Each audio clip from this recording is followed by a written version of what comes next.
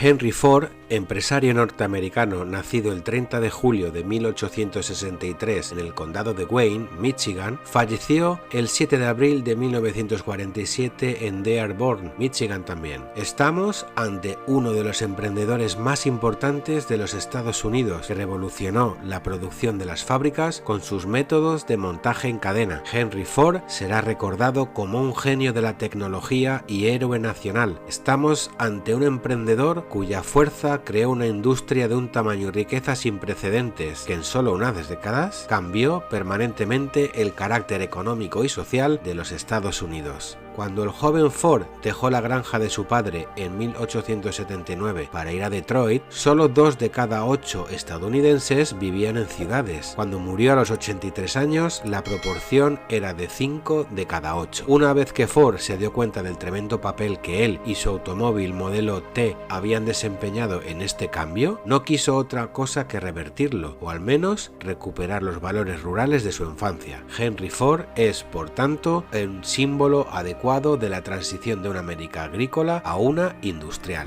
Henry Ford fue uno de los 8 hijos de William y Mary Ford. Nació en la granja familiar cerca de Dearborn, Michigan, entonces un pueblo situado a 8 millas al oeste de Detroit. En aquella época, Abraham Lincoln era el presidente de los 24 estados de la Unión y Jefferson el de los 11 estados de la Confederación. Ford asistió a una escuela de una única aula durante 8 años, cuando no estaba ayudando a su padre con las labores propias de la granja. A los 16 años volvió a Detroit para encontrar trabajo en sus talleres mecánicos. Después de 3 años, durante los cuales entró en contacto con el motor de combustión interna por primera vez, regresó a la granja, donde trabajó a tiempo parcial para la Westinghouse Engine Company, y en sus ratos libres se dedicó a hacer chapuzas en un pequeño taller mecánico que él mismo montó. Finalmente construyó una pequeña locomotora de granja, un tractor que utilizaba una vieja máquina de cortar el césped como chasis y una máquina de vapor casera como motor. Ford regresó a Detroit 9 años después como hombre casado. Su esposa, Clara Bryant, había crecido en una granja no muy lejos de la de Ford. Se casaron en 1888 y el 6 de noviembre de 1893 dio a luz a su único hijo, Edsel Bryant. Un mes después, Ford fue nombrado ingeniero jefe de la planta principal de la Detroit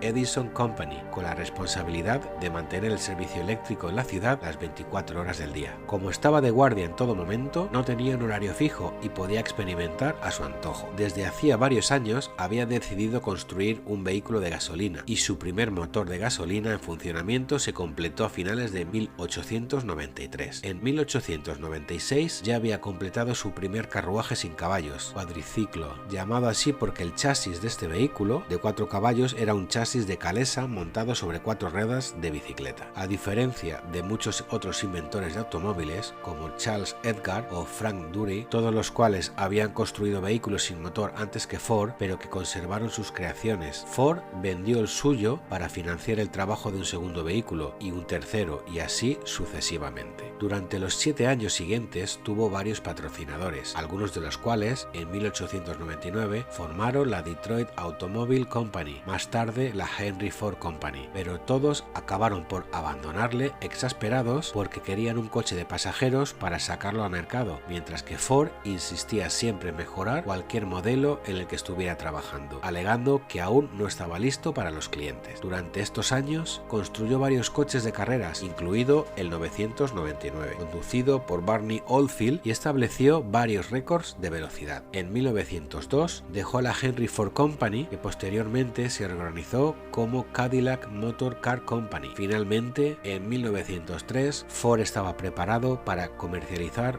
un automóvil. La Ford Motor Company se constituyó esta vez con solo $28.000 en efectivo aportados por ciudadanos de a pie, ya que Ford en sus anteriores tratos con patrocinadores se había enemistado con los hombres más ricos de Detroit. La empresa fue un éxito desde el principio, pero solo 5 semanas después de su constitución, la Asociación de Fabricantes de Automóviles con Licencia amenazó con cerrar el negocio porque Ford no era un fabricante con licencia. Este grupo, que pretendía reservar para todos sus miembros los beneficios de lo que se estaba convirtiendo rápidamente en una gran industria, le había negado la licencia. La base de su poder era el control de una patente concedida en 18 1895 a George Baldwin, un abogado de patentes de New York. La asociación afirmaba que la patente se aplicaba a todos los automóviles de gasolina, al igual que muchos habitantes del medio oeste rural de su generación. Ford odiaba las combinaciones industriales y el poder financiero del este. Además, Henry Ford pensaba que la patente de Selden era absurda. Toda invención era una cuestión de evolución, decía, pero Selden reclamaba la génesis. Estaba dispuesto a luchar, aunque la lucha enfrentara a la insignificante Ford Motor Company con una industria que valía millones de dólares. La recopilación de pruebas y las audiencias judiciales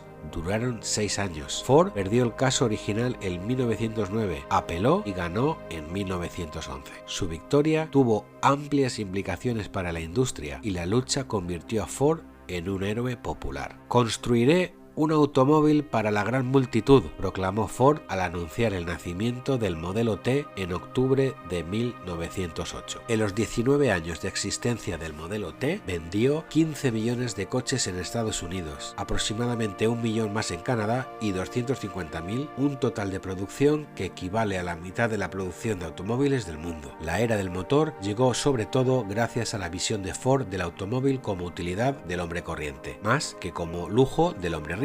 Antes, solo los ricos viajaban libremente por el país. Ahora, millones de personas podrían ir a donde quisieran. El modelo T fue el principal instrumento de uno de los mayores y más rápidos cambios en la vida de la gente común de la historia, y lo hizo en menos de 2 décadas. Los agricultores ya no estaban aislados en granjas remotas. El caballo desapareció tan rápidamente que la transferencia de hectáreas de heno a otros cultivos provocó una revolución agrícola. El automóvil se convirtió en el principal motor de la economía estadounidense y en un estímulo para la urbanización. Las ciudades se extendieron hacia el exterior, creando suburbios y urbanizaciones, y para la construcción de la mejor red de carreteras del mundo. La notable tasa de natalidad de los modelos T fue gracias a la tecnología de producción más avanzada que se había concebido hasta entonces. Después de muchos experimentos por parte de Ford y sus ingenieros, el sistema que había evolucionado en 1913 y 14 en la nueva planta de Ford en Highland Park, Michigan, era capaz de entregar piezas, subconjuntos y conjuntos construidos a su vez en líneas de montaje subsidiarias con una sincronización precisa a una línea de montaje principal en constante movimiento, en la que se entregaba un chasis completo cada 93 minutos, una enorme mejora respecto a los 728 minutos que se necesitaban anteriormente. La minuciosa subdivisión del trabajo y la coordinación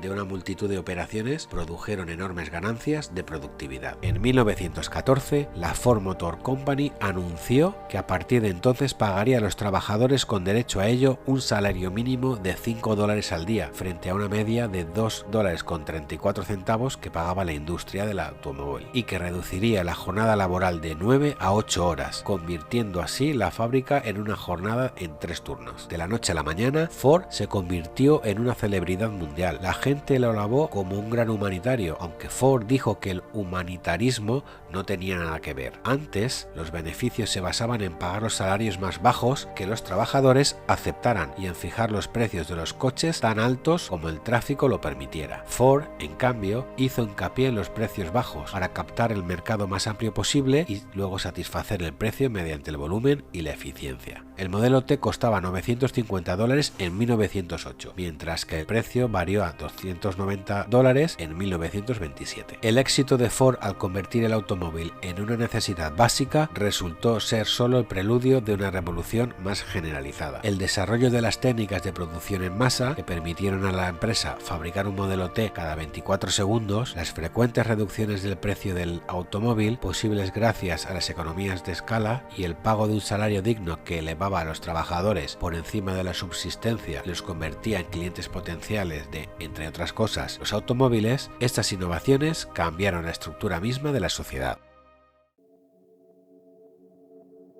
Durante sus primeros 5 años, la Ford Motor Company produjo 8 modelos diferentes y en 1908 su producción era de 100 coches al día. Los accionistas estaban extasiados. Ford estaba insatisfecho y pretendía producir 1000 coches al día. Los accionistas consideraron seriamente la posibilidad de emprender acciones judiciales para impedir que utilizara los beneficios para expandirse. En 1909, Ford que poseía el 58% de las acciones, anunció que solo iba a fabricar un coche en el futuro, el modelo T. Lo único que podían hacer los accionistas minoritarios para proteger sus dividendos era llevar a los tribunales, lo que hicieron Horace y John Dodge en 1916. Los hermanos Dodge, que antes habían suministrado chasis a Ford, pero que ahora fabricaban su propio coche mientras seguían teniendo acciones de Ford, demandaron a Henry por lo que decían que era su imprudente expansión y por reducir los precios del producto de la empresa, desviando así el dinero de los dividendos de los accionistas. Las audiencias judiciales dieron a Ford la oportunidad de exponer sus ideas sobre los negocios. En diciembre de 1917, el tribunal falló a favor de los Dodge. Ford, como en el caso de Selden, apeló, pero esta vez perdió. En 1919, el tribunal dijo que, si bien los sentimientos de Ford hacia sus empleados y clientes eran agradables, un negocio es para el beneficio de sus accionistas. Ford, furioso por el hecho de que un tribunal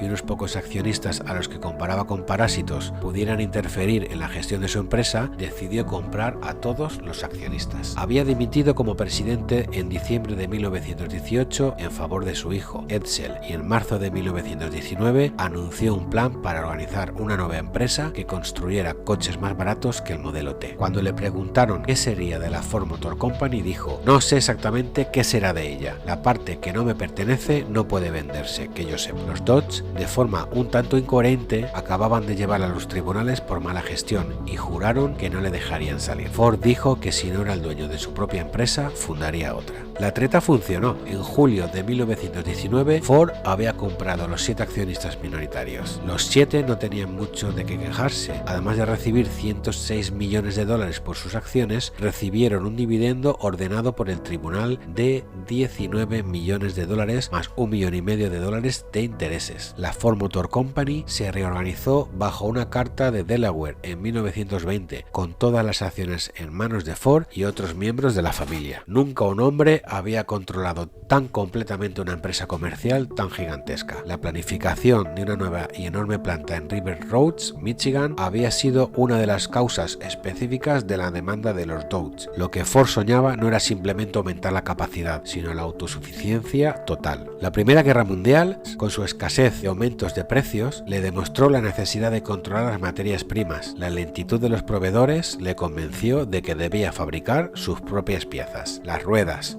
los neumáticos, la tapicería y varios accesorios se compraron a otras empresas de los alrededores de Detroit. A medida que la producción de Ford aumentaba, estas operaciones más pequeñas tenían que acelerar su producción. La mayoría de ellas tuvieron que instalar sus propias líneas de montaje. Se hizo imposible coordinar la producción y el envío para que cada producto llegara al lugar y en el momento adecuados. Al principio, trató de acumular grandes inventarios para evitar retrasos o paradas de la cadena de montaje, pero pronto se dio cuenta de que acumular existencias suponía un desperdicio de capital. En su lugar, adoptó la idea de extender el movimiento a los inventarios, así como a la producción. Percibió que sus costes de fabricación comenzaban en el momento en el que la materia prima se separaba de la tierra y continuaban hasta que el producto acabado se entregaba al consumidor. La planta que construyó en River Roads encarnaba su idea de que una operación integrada que acababa de la producción, el montaje y el transporte. Para completar la integración vertical de su imperio, compró un ferrocarril, adquirió el control de 16 minas de carbón y 700.000 acres de bosques, construyó un aserradero, adquirió una flota de cargueros de los Grandes Lagos para traer el mineral de sus minas del lago superior e incluso compró una fábrica de vidrio. El traslado de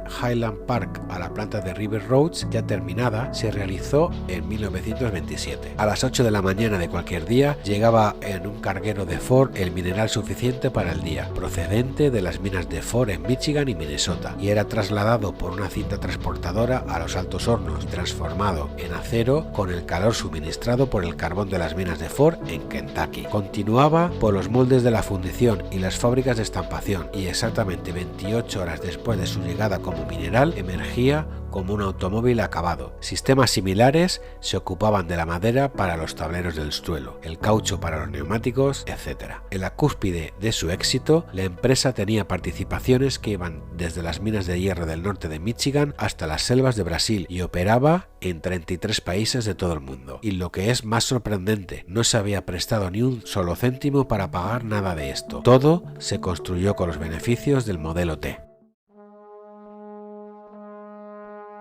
La magnitud sin precedentes de ese éxito, junto con el éxito personal de Ford al conseguir el control absoluto de la empresa y expulsar a los subordinados con opiniones contrarias, preparó el terreno para el declive. Confiando en lo que creía que era un instinto infalible para el mercado, Ford se negó a seguir a otros fabricantes de automóviles en la oferta de características innovadoras como los cambios de marchas convencionales. Se aferró a su propia transmisión de engranajes planetarios, los frenos hidráulicos en lugar de los mecánicos, los motores de 6 y 8 cilindros, el modelo T tenía uno de 4 y la elección del color. A partir de 1914 todos los modelos T se pintaron de negro. Cuando finalmente se convenció de que el mercado había cambiado y exigía algo más que un vehículo puramente utilitario, cerró sus fábricas durante 5 meses para reequiparlas. En diciembre de 1927 presentó el modelo A. El nuevo modelo tuvo un éxito sólido pero no espectacular. La tozudez de Ford le costó su posición de liderazgo en la industria. El modelo A fue superado en ventas por el Chevrolet de General Motors y el Plymouth de Chrysler,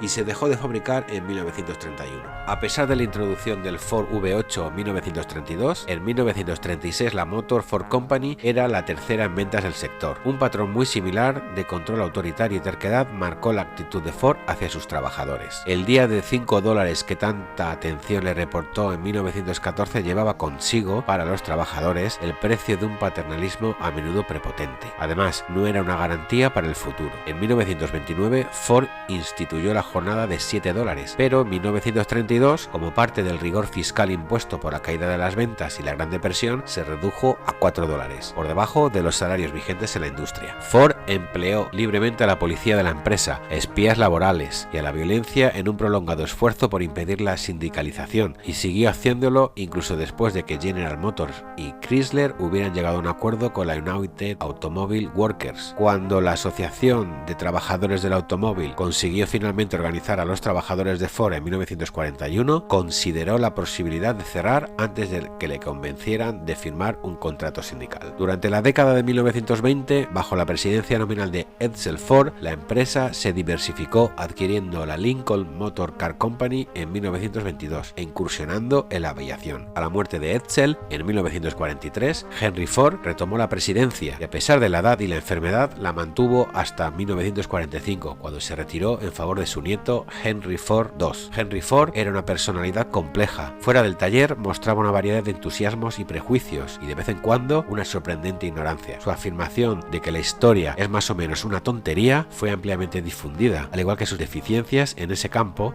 reveladas durante el interrogatorio en su demanda de $1 millón por difamación contra el Chicago Tribune en 1919. Un editorial del Tribune le había calificado de idealista ignorante por su oposición a la participación de Estados Unidos en la Primera Guerra Mundial, y aunque el jurado dio la razón a Ford, solo le concedió 6 centavos. Uno de los actos más publicitados de Ford fue el flete de un transatlántico para trasladarse él mismo y un grupo de pacifistas a Europa en noviembre de 1915, en un intento de poner fin a la guerra mediante una mediación continua. El llamado episodio del Barco de la Paz fue ampliamente ridiculizado. En 1918, con el apoyo del presidente Woodrow Wilson, Ford se presentó como candidato a un escaño del Senado de Estados Unidos por Michigan. Fue derrotado por un estrecho margen tras una campaña de ataques personales por parte de su oponente. En 1918, Ford compró un periódico, The Dearborn Independent, y en él publicó una serie de ataques escabrosos contra el judío internacional, una figura mítica a la que culpaba de financiar la guerra. En 1927 se retractó formalmente de sus ataques y vendió el periódico. Organizó bailes en la antigua usanza en los que los capitalistas, la realeza europea y los ejecutivos de las empresas conocieron la polka, el Sir Roger de Coverley, la mazurca, el Virginia Reel y la cuadrilla. Estableció pequeñas fábricas en los pueblos, construyó escuelas de una sola aula en las que se hacía hincapié en la formación profesional, experimentó con la soja para la obtención de alimentos y bienes duraderos, patrocinó una hora semanal de radio en la que se leían ensayos pintorescos a la gente sencilla, construyó Greenfield Village, un pueblo rural restaurado, y construyó lo que más tarde se llamó el Museo Henry Ford y lo llenó de artefactos y antigüedades estadounidenses de la época de su juventud, cuando la sociedad estadounidense era casi agraria. En resumen, fue un hombre que desconcertó incluso a quienes tuvieron la oportunidad de observarlo de cerca, todos menos James Couzin, director general de Ford desde la fundación de la empresa hasta su dimisión en 1915, que siempre dijo: no se puede analizar al genio y Ford es un genio. Ford murió en su casa en 1947, exactamente 100 años después de que su padre abandonara Irlanda Irlanda para irse a Michigan. Sus acciones de Ford fueron a parar a la Fundación Ford, creada en 1936 para mantener el control familiar de la empresa, que posteriormente se convirtió en fundación privada más rica del mundo.